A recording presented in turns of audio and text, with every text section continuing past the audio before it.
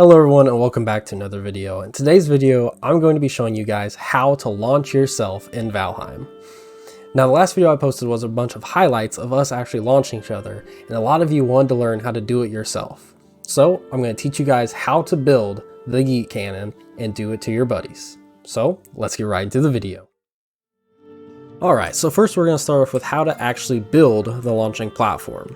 So first, you're gonna want to lay 11 planks down a straight path, completely flat. None of the dirt can be sticking up through the wood at all. And then the next most important thing is coming to the back, and the back side has to actually be taller than the main platform. As you can see, we've kind of stacked up some wood planks here so that when you close the door, you don't clip on anything. So when you open the door, you have a straight shot directly onto the platform. Now another nice feature we added that isn't required are these rails. And these rails are going to ensure that you don't get slung off to the side and miss the ramp or anything like that, because it is kind of glitchy and it doesn't always work the best. But one thing with the rails though is you can bounce between them and it will slow you down some runs and you won't launch your full length. But overall, I think it's worth it to actually take the time and build these little rails. Down at the end of the ramp, on the 11th one, you're not going to snap it quite to the end, just about 3/4 of the way along the board, and then we're going to put 4 stairs all the way through. And now another trick you might have to do is doubling the stairs. And the reason we doubled these is sometimes when the person that was getting launched would release, they would actually glitch through the stairs and end up on this side. And what we found out is if you double them, it doesn't happen nearly as often. But you can of course do this if you're low on resources with only just a single stack of 4 stairs. Then you will have to have a support in the middle. Alright, now we're going to cover how to actually launch someone in Valheim. Now there are 2 ways to launch someone. You can launch someone either forward using this ramp off into the sea. So when you launch them, the person that's harpooned would end up out here, where my marker is. And there's a second way where you can launch them backwards using the same ramp, and they'll end up over here. Now the launching backwards is a little bit less consistent, but you get a lot more distance. The launching forward, however, is very consistent. Once you get used to the timings, launching someone forward, you can get them the exact same spot every single time. So the first one we're going to cover is launching someone forward. So for this, the person that's being launched needs to come stand on the elevated platform behind the door. They're going to open up the door and they're just going to stand here. And then the other person that is holding the harpoon is going to stand inside the track and harpoon them. Now the harpoon can be a little weird, and to actually harpoon someone, PvP has to be enabled.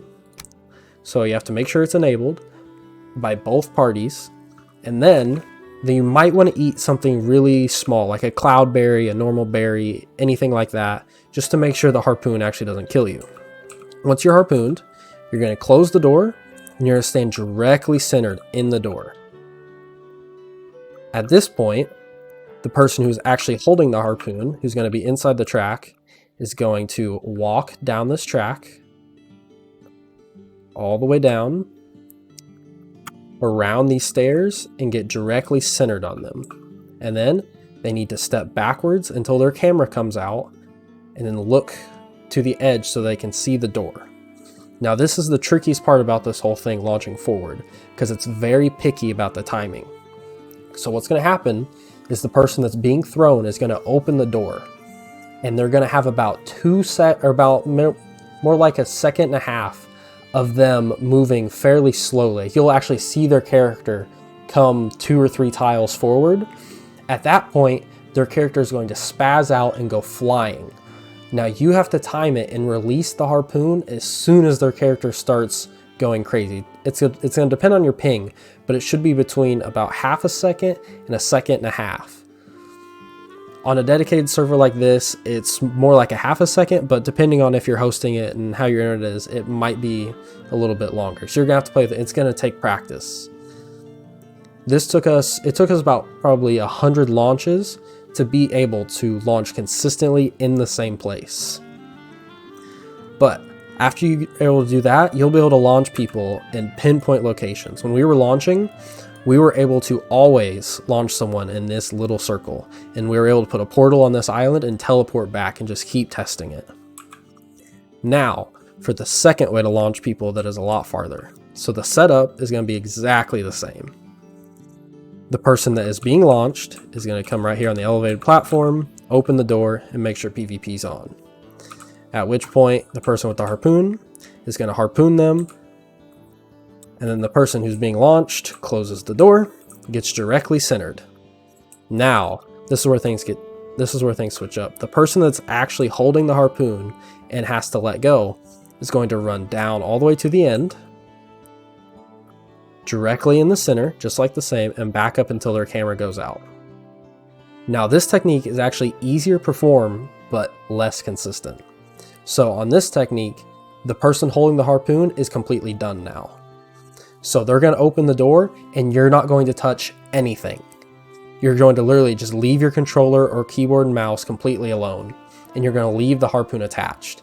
And what's going to happen is they're going to get launched forward out here, and then the harpoon is going to lag, and it's not going to break from distance, and it's going to slingshot them out this direction, all the way across this, and they'll end up all the way over here for a max distance launch. So it's a lot farther than a forward launch, but it is a lot less consistent. So those are both ways to launch people in Valheim. Now we're going to talk about a few tips to make sure you get farther. So if you were the person getting launched, you obviously want to have no gear on, because you will die if you land in the middle of the ocean or just from fall damage if you're not lucky. Now, once you get very good, there are ways to avoid dying. So if you don't want to die when you get launched, you have to make sure you're going to land in a place that's not the ground. You can't land in the ocean, and you need to have above 100 health, because in this game they cap fall damage at 100. So as long as you have more than 100, you will not die on impact with the ground. Now, there's another few tips that should really help you on your distance. When you are getting launched, if you touch your controller or keyboard and mouse to make your character move, they will automatically dead drop from the air. They will fall straight down. So you can use that if you're trying to aim for someplace. If you're about to overshoot it, you can step forward and they will drop straight through the floor. Or, sadly, which we did a lot, if you accidentally touch your controller, it will drop the launch and you will not be able to move. Now, I do recommend, if you're going to practice, setting it up kind of like this, where you're facing a body of water, because a lot of the launches when you're still learning the timing, or the more inconsistent one when you're launching backwards, you're going to get launched straight up in the air, all the way almost to the great tree. And avoiding dying is the most optimal here.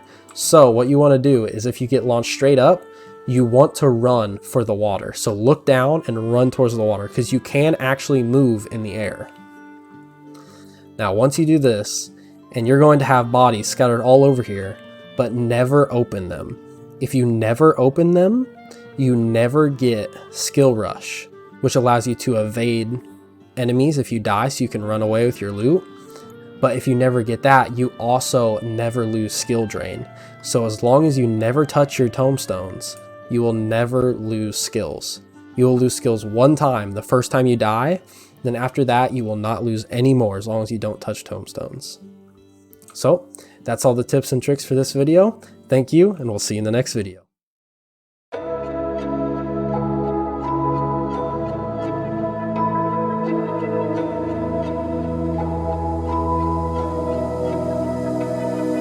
So why is it so